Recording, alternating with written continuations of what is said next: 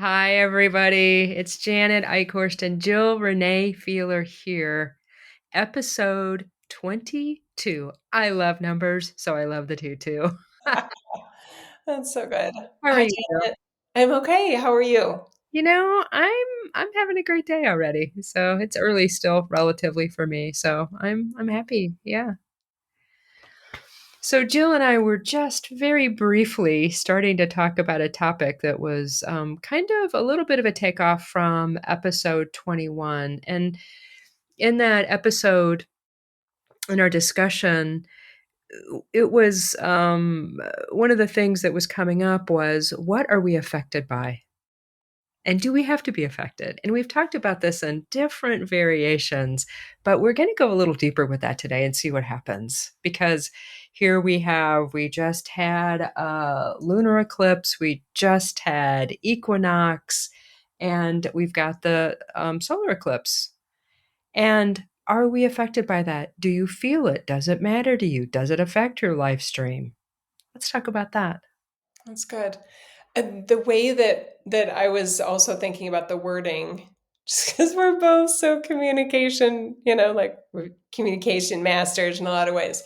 Another way of the topic is, do these energies affect everybody? And that is a sincere question that I have because I don't track this stuff, right? So I literally was asking Janet before we started recording. So when this goes live, because we record and then we have the newsletter and then we have it set to go live. When this goes live, where are we in the eclipses that you taught us about for when they were happening? For those that didn't know, in 21. And then you had the answer. And I could go by an eclipse and not even know what's happening.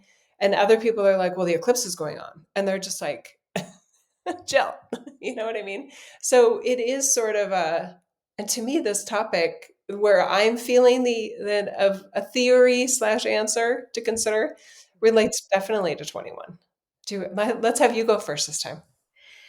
Yes, this is so good. We are all wired differently here, very purposefully, right? Very, very purposely. And Jill and I are both very committed to honoring that. People's individual wiring and how we operate here for ourselves. So it kind of makes sense that everybody's not going to be dramatically, I'll say, affected by how the stars and the planets are interacting, and even the galaxies and all of the cosmos. Oh, I just had an idea.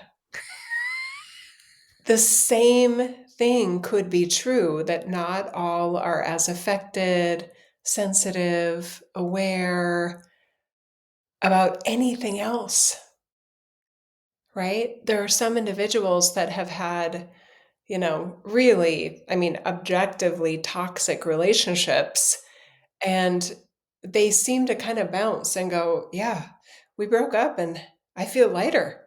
Like, I don't even realize kind of what was actually going on. They had some sort of an immunity or a kind of the insults or toxicity was just kind of like breezing by them, and others are like no, and like every mean word just like was a rock or a sledgehammer to the window of me, and I'm shattered, you know what I mean?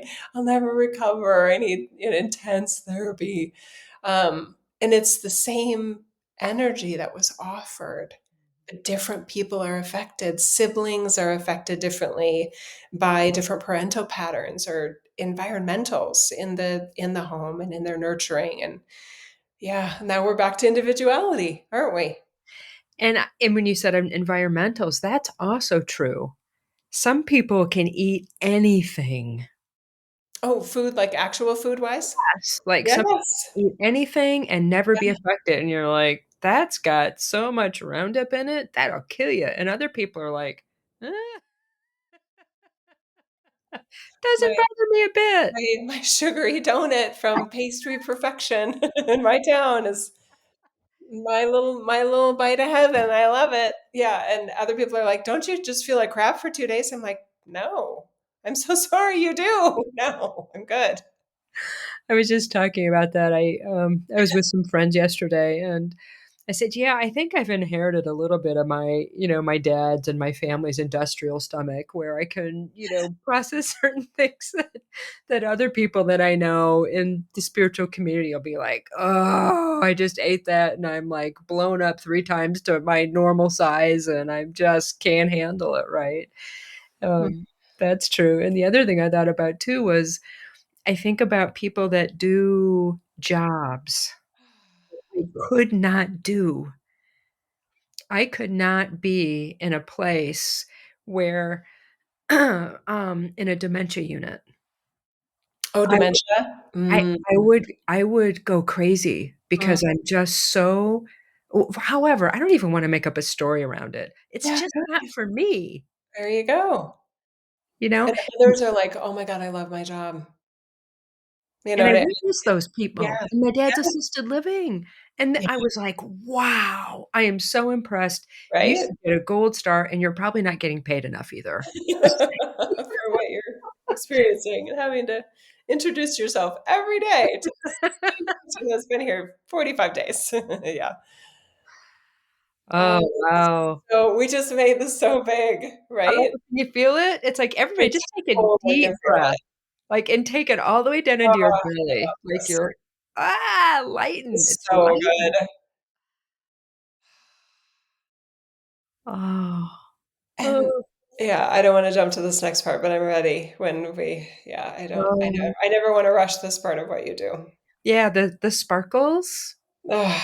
the lightness, sparkles, whatever sparkles means to you. Mm, Just and breathe that into your lungs, like, let your lungs take that in, right? so good. Yeah. Oh, let your lungs take it in, bring it into your belly and your legs and all around you, whatever that is. Yeah, and it might tickle. A Uh, lot of times it does tickle. yeah, I'm laughing at all the things that somebody's energy was just like, "I can't take this. I can't handle that person." And other people are like, "Really? You don't like them?" And I'm just like and then I witness them with somebody, I'm like, "You are not frustrated by that." And I'm just like, This is so cool and weird, but it's so real." It is real. So energy doesn't affect everybody, and it doesn't affect us in the same way. Whether it's food or people or planetary and solar star-based positions, right? Some people are like, "Oh my god, did you feel that?" And others are like, "What? What was that?" Right? And right? And I am a big fan of strength, that your strengths are an asset, not a they're a feature, not a flaw, right? So if I like the term energetically sensitive. I do know people that are very energetically sensitive. Um, one of my children is very noise sensitive and probably on the Asperger, now called autism spectrum, but never diagnosed. But even as a young child, like loud, remember the automatic toilet flushes that really became popular as an energy saving thing? What a joke. They would flush 4 times and you weren't even done yet, right? So failed experiment in my view. Anyway, they would just flush when, you didn't expect them to. And it was the surprise that really, really bothered my eldest when they were little. So I would have to put my hand over it and go, okay, because we would walk in the bathroom and the first thing V would say is, what kind of toilets are they? Just absolutely terrified because they are and were very energetically sensitive, gotten a lot better now. Anyway, so I never would have predicted that even existed, right? And then through IQ testing and the high IQ stuff that we started to realize, the child psychiatrist said, Jill, you're going to come across kids if you do the kind of high IQ classroom environments, you're gonna meet kids that can hear lights. And I'm like, what? She's like, yeah. Like a light bulb that not even the fancy ones, like a regular light bulb. They're like, that light is too loud. And you're just like, what? What did you just say? So it was a huge education for me. in the spectrum, the pun, of sensitivities and how energy affects people. And we know so much more about food now. And there's new food problems in my hypothesis. There are foods that wouldn't have caused problems for another generation because they didn't exist. They were not frankenfoods or factory foods or things pretending to be food that we call food, you know. So there's this could be a very helpful show for people to understand themselves, to appreciate themselves, and to have more grace with other people. You will never understand what it's like to hear a light bulb. I won't either. I don't have to. That's their reality. Mhm. Yeah, and that goes with electricity too. I was talking to a friend one day and she's like, "I'm just listening to the electricity run through my house." And I was like, "Oh, okay. I wasn't Yeah. hearing it, but Yeah. and what an opportunity for honor and respect Mhm. in that very ancient system of disregarding another. Yeah. We have been unkind. I mean, kids have, in some generations, have been so unkind to Yeah. anybody that's different, and it is really an opportunity for us to really change that game on another level, and to, I mean, not only not judge, but support people with however or whatever is important to them. I mean, really important. I mean, could you imagine being somebody that hears the lights and it affects them so much they can't concentrate and then, failing your classes? What if that was you or your kid, Yeah. you know? And the when people are just very I kind of want to use the word ignorant, and that might be a little bit too harsh, but they're just oblivious, uninterested in appreciating that, okay, they just aren't like you in that way. Can you please stop making it seem like there is something wrong with them, that they're just that way? Is it ideal? Probably not. Maybe objectively it's not ideal, but it is what it is. So are you going to accommodate it and work around it? What are the bigger choices and how you want to support them, honor them? I get it that there's a fine line between accommodating um, and enabling, I guess, is probably the more classic term, versus like, okay, I know that that unexpected toilet flush is not going to kill you, V. But this isn't about life or death. This is about comfort. And I'm just trying to get you to feel comfortable and safe going to the bathroom. We're at Costco. We got to go home. We got to get through this step today. Um, I don't know. There's just a lot of ways to look at it, helping that person be their best self. I see zero benefit in making someone feel shamed or deficient or less than in some way because they do have some sort of a difference in responding to, you don't even have to say energy, the world, stuff, anything, everything. Um, I don't know. Yeah. The implications of this, because I can feel people, if you look at the political arena right now, Oh, there's yeah. a lot of talk around this particular accommodation thing. We're not talking about any of that.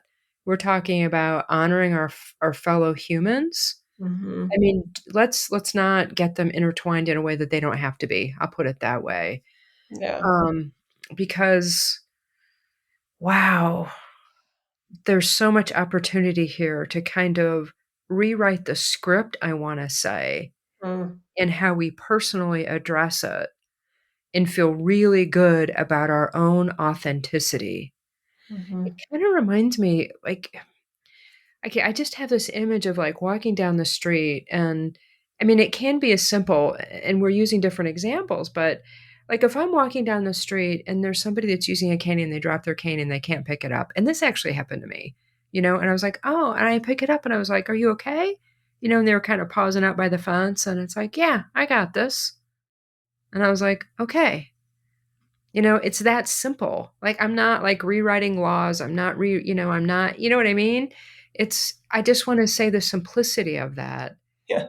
and not not entwining it into a political belief system that's not helpful. You didn't go in the neighborhood apps and start dancing and raving? Come on, Janet, that's the healthy thing to do. To the person with the blue Toyota, looked like a teenager driving 42.5 miles per hour in the 25 at 306 yesterday.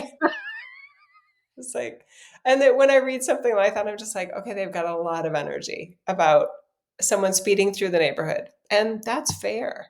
Yeah. I hope that they would feel better after writing it. I'm guessing they didn't.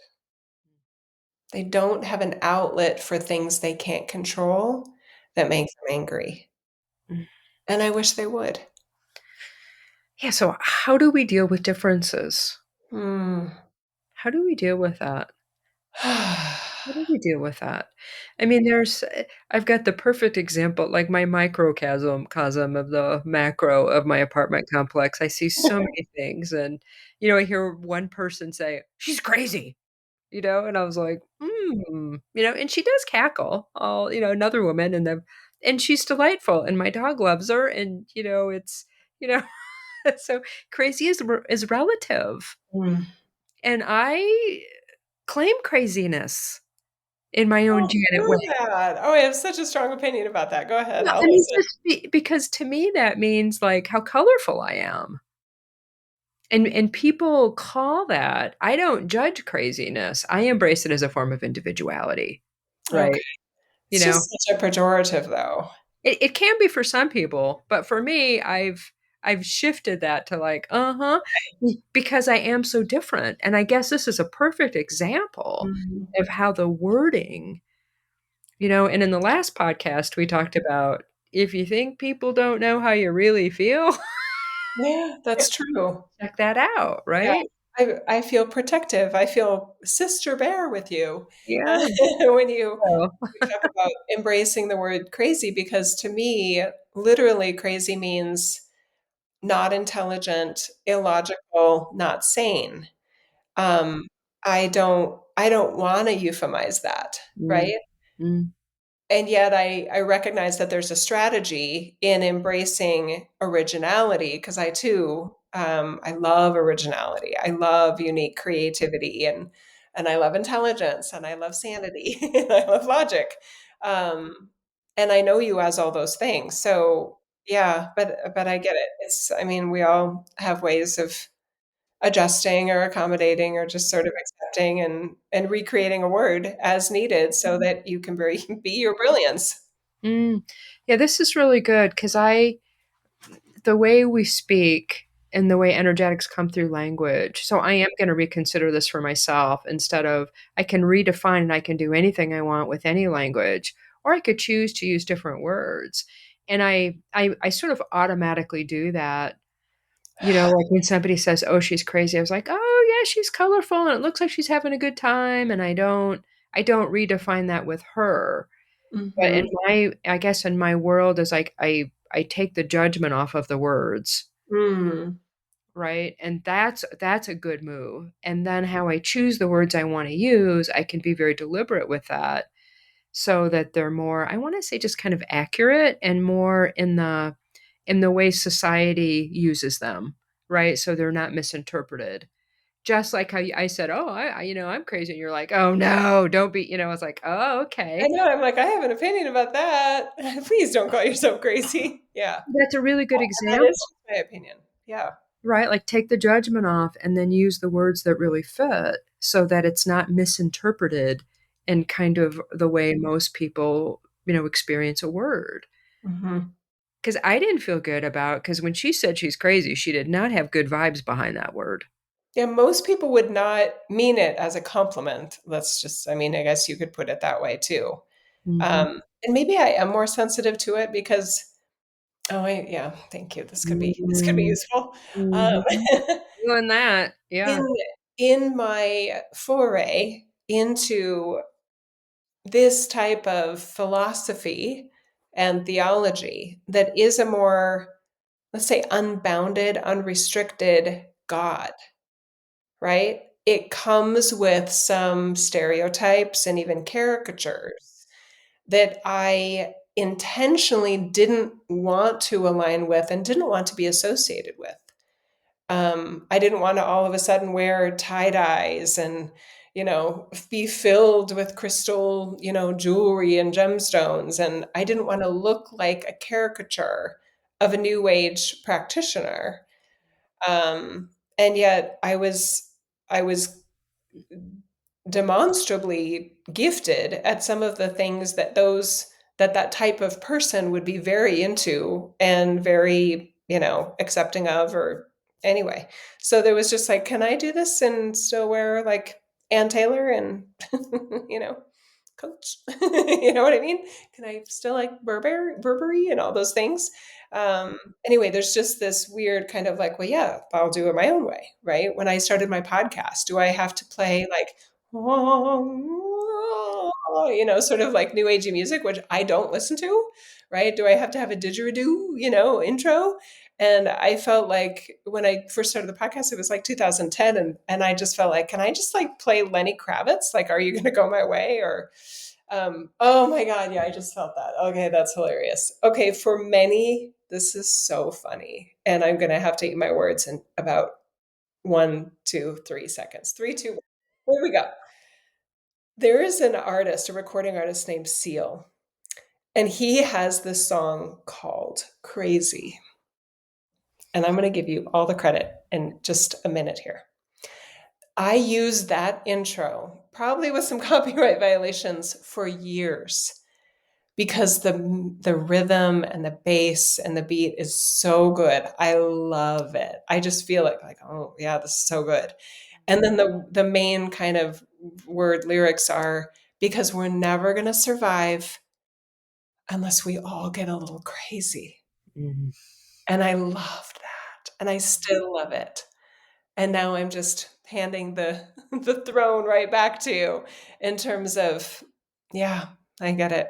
There are words that in a certain context are not a pejorative. They're genius. Mm. Wow. I just get to let that settle because we just went, "Ooh."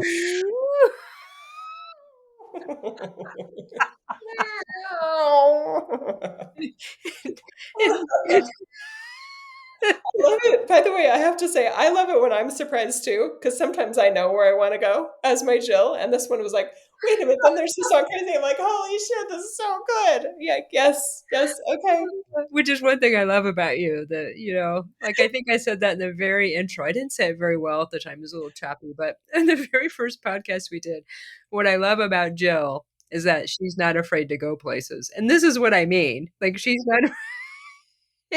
not afraid to notice what she notices, because you could have very easily just like passed right on over that and it just never happened and I just right and you didn't. Here's your words. Eat them up, Jill. Because it's for a really good reason. And you guys, if you don't know that song, and we don't all have to like the same music, like you may love Didgeridoo, and that's cool, right? But Seal's song Crazy is so good. Yeah, I don't know that one. I am going to listen to it later today. Oh my God. Because we're never gonna survive unless we get a little crazy. And Not the that's best. so relevant to Oh, this totally. now shedding of the Yeah. skins 2025, very relevant to now. So I want to bring us back to your question, which left me stumped for a minute. So I'm glad you went first. How do we handle, what do we do with differences? Because I feel like I do want to add some, I want to keep going with this advice that we have on this, Janet, because we all live this in our families, with loved ones, with neighbors. Mm. We did talk probably a good amount of it, whichever podcast was the one pretty soon after the election. Um, I've gotten so much better. I've created a far better version of Jill that can recognize differences and not want to diminish the other person. I have a strong opinion, and that popped out definitely in number 21 when I was talking about the example of Mormonism. But again, it's not about the practitioners. It's the system that they feel obligated and no choice to live out. I have big problems with that, right? Anyway, but I have strong opinions, but that doesn't mean they're less of a human than I am. That doesn't mean they're less intelligent than I am. That doesn't mean I'm further along in my incarnation, evolutionary bullshit than they are. They just see things differently, or they are different. And I want to have the first step be yes, I have an opinion, and here is the grace or compassion or love or acceptance or whatever that is, acknowledgement. Oh, they're different than me. They feel differently about this law and that leader and that policy and this person's Mm, desire slash need to have very specific mm, pronouns to feel safe and heard. And Janet, I am not afraid to go there. I have a family member that is a they, them. And it is hard to talk about them, especially when they are not there, because it is so awkward for me as a lover of English language and all of these things. It is so awkward. And I get the kind of, wait, did you just call your eldest child they? And they immediately, I can feel the opinion starting, which I don't give a fuck about. mhm. But anyway, it's a fascinating time to be alive amidst differences because the differences just keep growing. We just keep creating new differences that were never a difference or a thought 2 years ago. Some things. So I want to add another question to how do we deal with differences? How are we okay internally with the differences? How can I be okay no matter what? How can I do that within my own range of who I am? How can I do that? That's really the crux of it. It is. I'm just going to offer my strategy because I've tested it and honed it and researched it literally in my work for so many years now. To me, the way that I handle or face my differences are literally with God's love.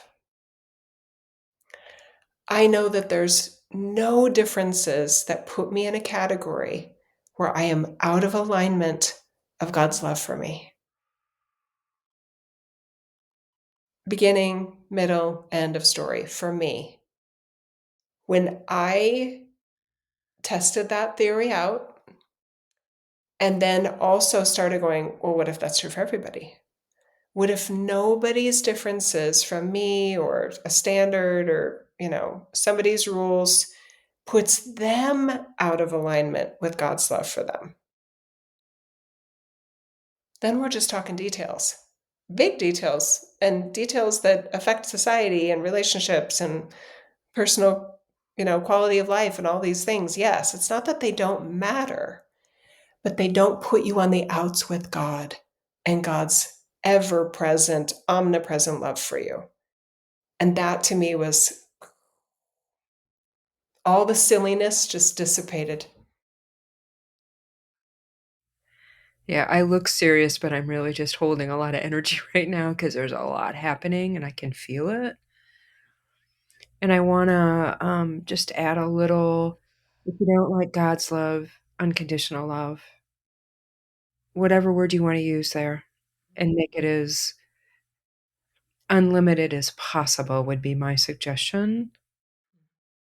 Mm, yeah, I feel like I'm just this pillar and just holding Mhm. like such grace.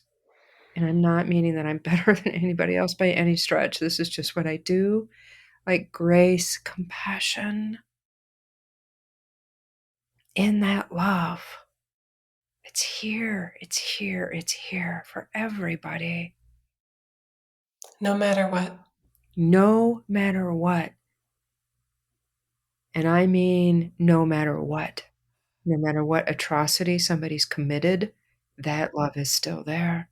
That's why forgiveness is a thing until we don't even need it anymore because we're all just God's love, or unconditional love or beautiful, unconditional compassion of life force energy. Hmm. We can't not have that here. It's always here. It's foundational in this reality. And that we can relax into and allow ourselves to be held.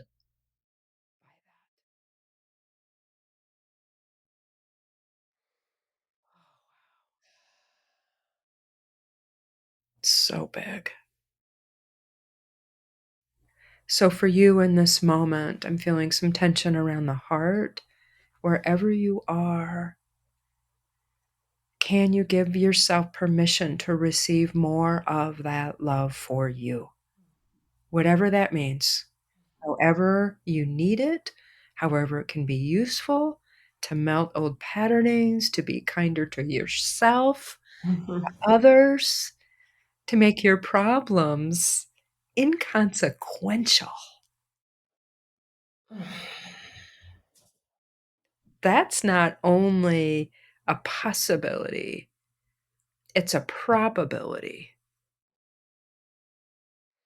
With this level of unconditionalness that we're talking about here, and offering and inviting you to relax into because it's here for you. It can't not be. It's how this place is designed.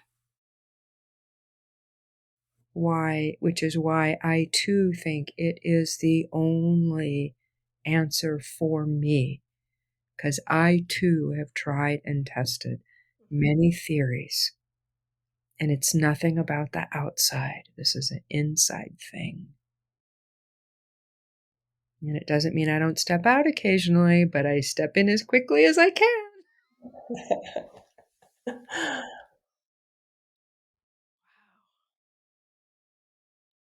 And I'm just going to intend that this just radiates continually for everybody, this level of love here, because I can still feel tension around the ribs and the sternum, all around the heart.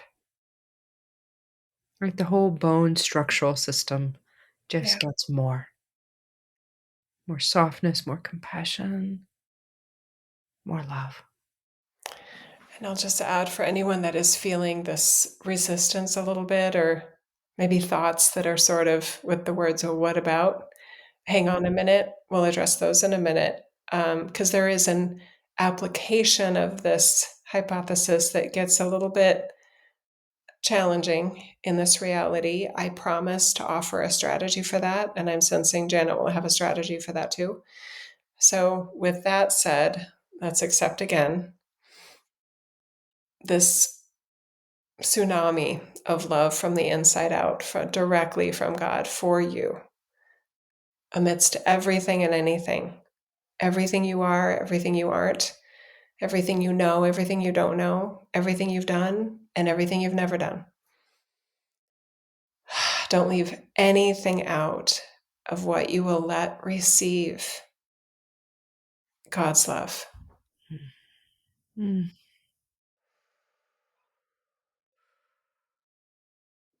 There you go. Oh, I felt it like a beautiful kind of levitating kind of crystal that just like, okay, now that little level went out right below the heart, and it just plopped right into the lower part of our systems, what some would call the lower chakras. It just like, okay, I'm going in there too. God's love incoming. Boom. Yep. Mm. There we go.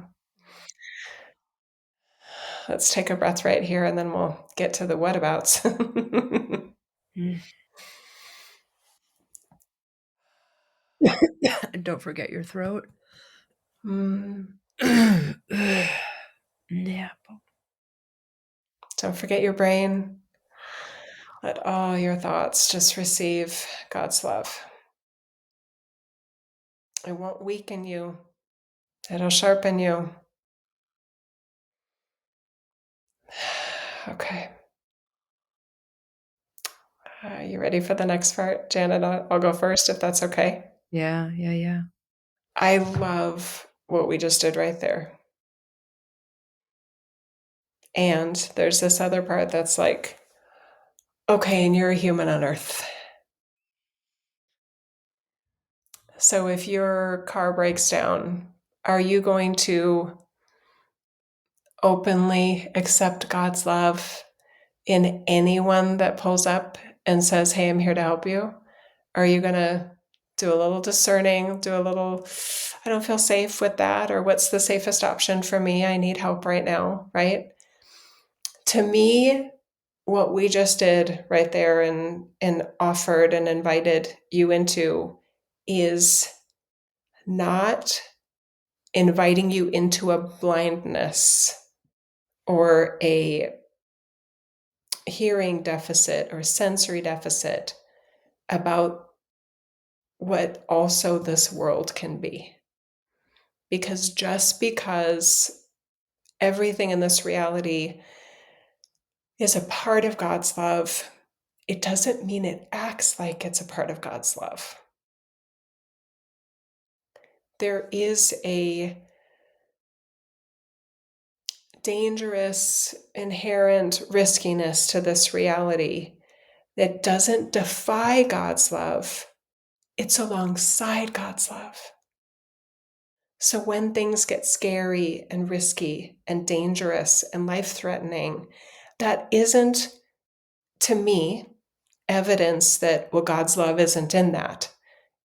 You want God's love in that, probably more than the things that are absolutely hunky dory.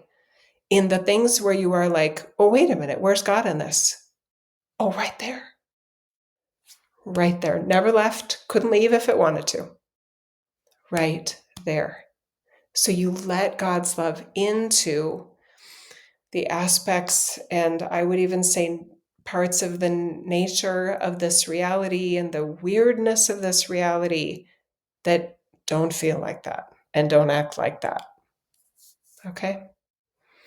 I know it feels like a contradiction. I know it is kind of bursting a bubble of what idyllic, kind of like, well, God's love, we're all safe and sound and it's all great, kind of thing like we talked about in 21. Oh no, let's not be silly or crazy about this. Let's be very sane and very intelligent and very discerning about the complexity of God's love in this reality. And I can't wait to hear what your words about this.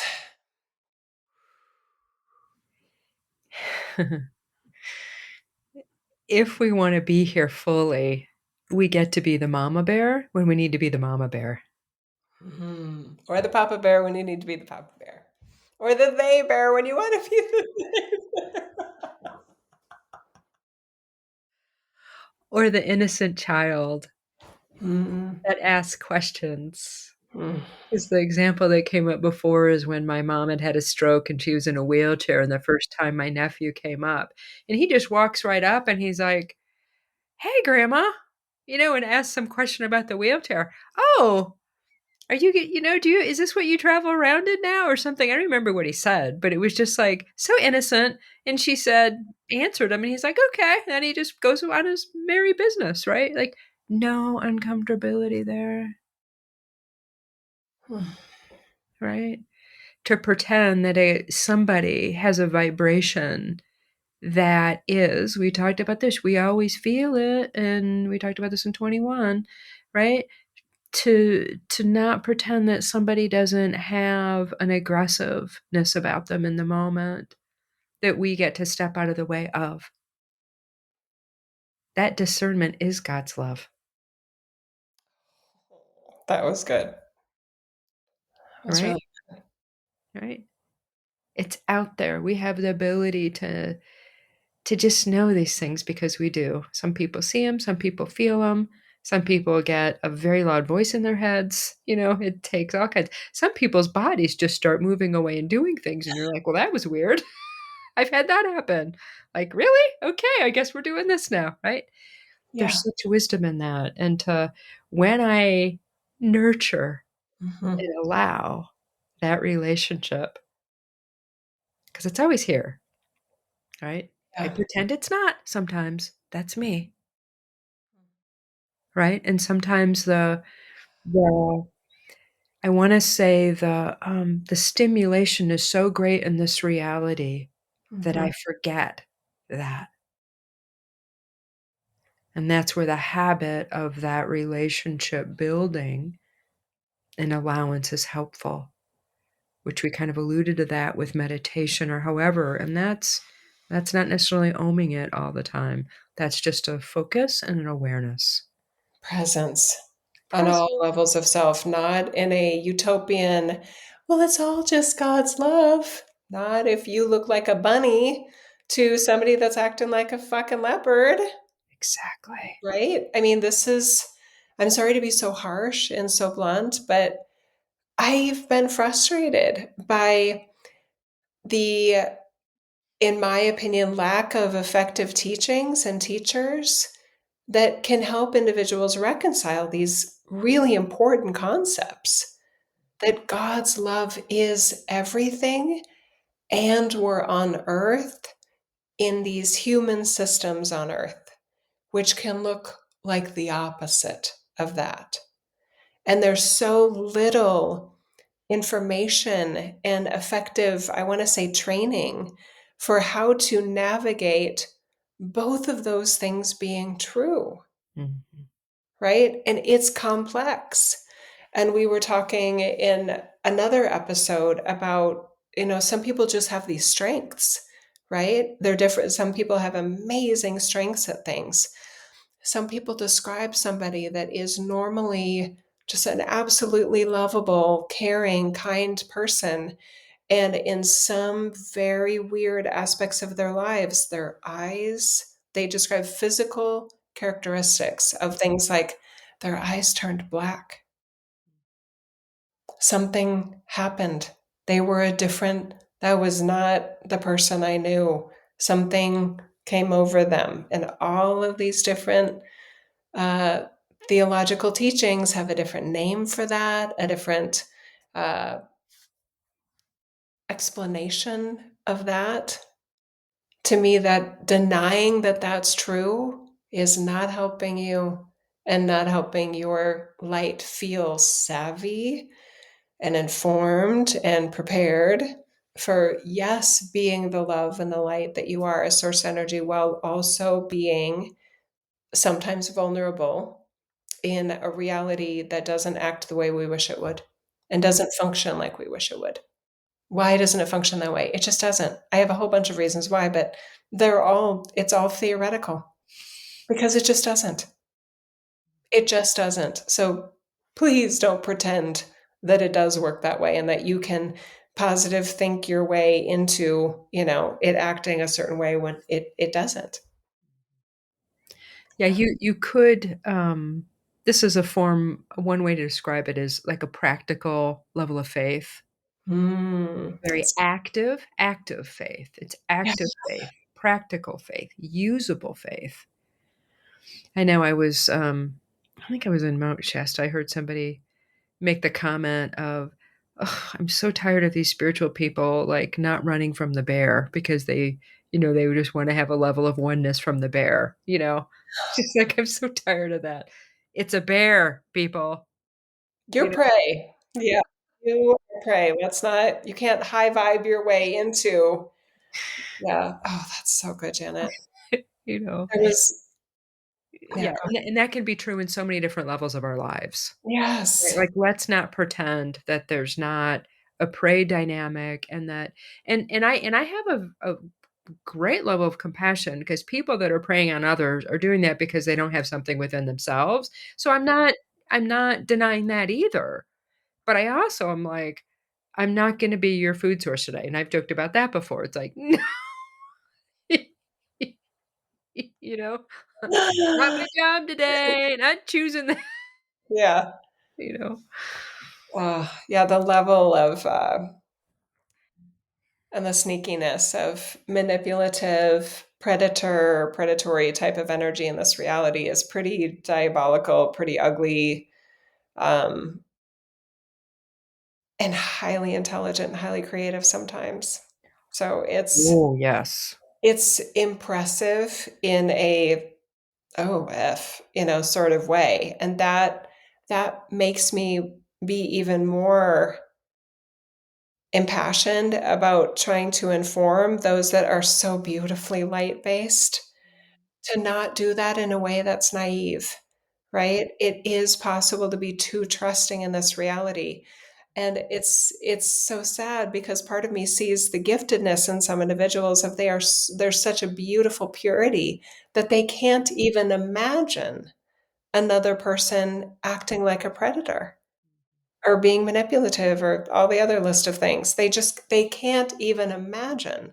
So they're literally in the experience going, but I love them. But they're nice. My dog likes them. There's just all of these explanations of the other parts that probably are good, if you will.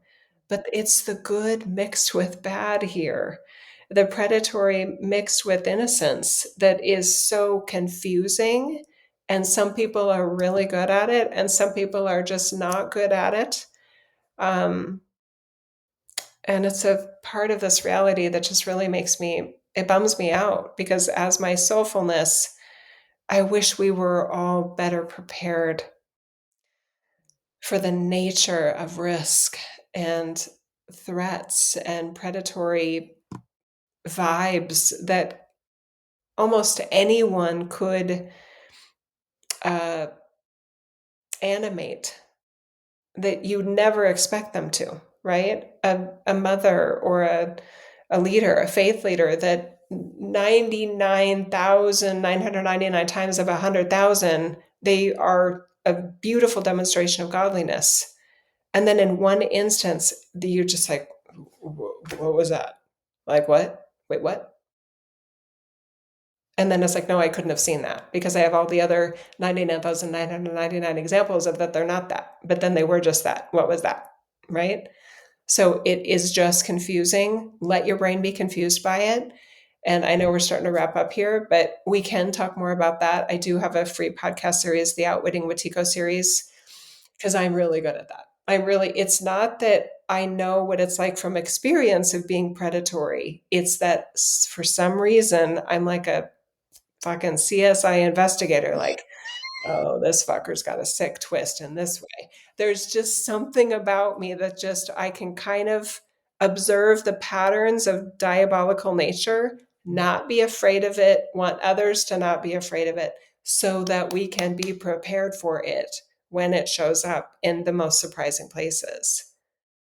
Because the last thing you want to do when you're encountering predatory energy is act like prey. So I pass that wisdom along in the Outwitting Watiko series, which I will put a link to in the description. Thank you for that. I have one thing that I just gotta come out at this point. Charisma can be a spell. It's Yes. a spell. A spell. Does everybody know what a spell is? Everybody knows what a spell is, right? And It's a it's not a spell with a wand or any potions. It is literal attraction that speaks to the heart and the soul that says, you're safe with me. And it's lying to you in some cases. That's right. So I want to open up people's discernment mechanisms that if you feel charisma, take a breath and say, wait a minute. Didn't those two J's talk about Jill and Janet? Didn't they talk about, that charisma might not be what it appears to be? Now there's the real godly type. But even those, like, always check out, like, hang on a second. Does this feel real? Does this feel authentic? What's really happening here? And if I'm starting to feel like that super floaty, particularly if I'm not in my body, particularly be attentive. Now, granted, I feel like I turn into primordial ooze often, right? I'm not talking about that because that's like just a level of God consciousness that I know is that. But, but if you can just pay attention, and I mean this with such love and compassion, and as a opportunity to up your own God consciousness, godliness, strength and sovereignty and independence and honor and respect for who you are as a soul here. Right. So that's why I'm saying it, because I'm very passionate about that. Very passionate. Oh, good, Janet. That was perfect. Thank you. You're welcome. Wonderful and powerful addition. Yeah, that charisma, charm, beauty. I mean, I do think of like a Ted Bundy, but there he was attractive. Like he that's the terrible thing about a predator. If they're really good at what they do, they will not show up on most people's radar. But other people are like, wait, you trusted him? I mean, he said you were pretty. And you were just like, well, he's cute too. And that was it. That was the only process you went through. Oh my God. Yeah, and I felt so good because there was something within me that had a lack and I was feeling a little whatever that day, not quite in my complete power, right? And I was like, "Oh." It's like, "Whoa. Red flag. Hang on. Hang on. Hang on. Hang on." And that's even true when you're entering into romantic relationships. Like I don't want to yuck anybody's yum, but Yeah. that false level of romanticized illusionary what love is. I had a big thing happen yesterday with that about it. It's like, that's not really love. So let's not pretend it is and we're done with it. Okay, thank you very much. And it was just like that. Yeah. Like let's really use the God source energy that we have within us in real and practical ways. Yeah. And some people, I mean, that are naturally, I want to say trusting slash gullible, etc. You can get better. You can be less gullible. You can be more discerning. You can. It will never feel natural to you, and that's okay. It's actually one of the things I probably absolutely love about you is that your first instinct when you meet somebody that's nice to you, your first instinct isn't, oh, they're not. I mean, the fact that their first instinct is, oh, they're so nice. And my first instinct is, let's see what happens next. I'm watching you. You know what I mean? I'm all like, my spidey senses are on, right? Let's just see if they're acting and demonstrating benevolence or susceptibility to malevolence. And it's never 100% black and it's never 100% white. That's right. And it takes, I want to say, time. So Mm, don't, just be aware of that. yeah. Be aware of that. And if you're not sure, check it out with your, people that really can, that are good at that, Yes. you know? Yes. I It guess, doesn't mean they're right and you're wrong. no. Check it out because it can initiate something, a different level of truth within yourself. That's why we check out things with other people. Yep. Or we Yeah. could go on and on, couldn't we? I Like know it's this could be we could do a whole thing on this, but woo! it is complicated. So again, for those that want to get better, and the other weird little thing I'll just kind of try to sneak in here. Some people are so savvy and so discerning about all these facets of their life and completely like blind and gullible and way too innocent in other aspects of their life. And Absolutely. that's fascinating, right? When it's the love is blind part, but I mean, they're a business owner, they're an entrepreneur, they're super savvy and sharp, and they keep picking partners that are complete con artists. It's heartbreaking, right? Yeah, it's so sad. So Yeah. they can work on that. I've heard a lot of people too that have had, and it's around cryptocurrency scams. Oh, Very, financial very financial blindness. savvy people. And I'm like, and I don't judge it. I was like, oh wow. I was like, I didn't do, have I been scammed? Heartbreaking. I was like, oh. Thank And you for saying that. and they've navigated it very well, I'll say these people, which is a level of their spiritual maturity, but because we're talking large chunks of money. And I was like, whoa, I'm just amazed at their skillfulness and their mastery in that, and their honesty about it. They weren't, crawling in a hole. I was like, whoa, you are a spiritual giant, in my opinion, in this moment, Yeah. because I that's know. not possible. I know some in the cryptocurrency thing where it ended up in bad situations. I Yeah. mean, like the worst. Yeah. And I'm not anti anything here. I'm just sharing some experiences of scams or being deceived or people not being in their authenticity as an Somebody's encouragement. somebody's great idea Yeah. being to your detriment Yes. is a scam. Yeah. Ponzi schemes, some of them. Let's There's so many. I'm if you guys could look at my podcast playlist, you'd be like, "Oh my God, you don't look spiritual at all." I mean, con artists, catfishing, cult documentaries. I mean, somebody faking cancer, the Scamanda podcast. I mean, I'm like, I love it. And there's something about it that's like, yep, that's what that is. And so there's an understanding of it. There's a fascination with it. Again, not in a, I want more of that. It's in a, we need to be prepared for shit like that. Yeah. That's how I feel. It's solution-based, putting our focus on the independent, sovereign, strong, Yes. whole person. Preparedness for the realness of this reality, even the parts that we wish weren't true, that we don't want to look at, that we, want to get rid of, or, want to lighten, them out of existence. I mean, I'm like, I don't think it's going to happen that way. But I'm totally open if it does, that if we hold enough light, it won't be here anymore.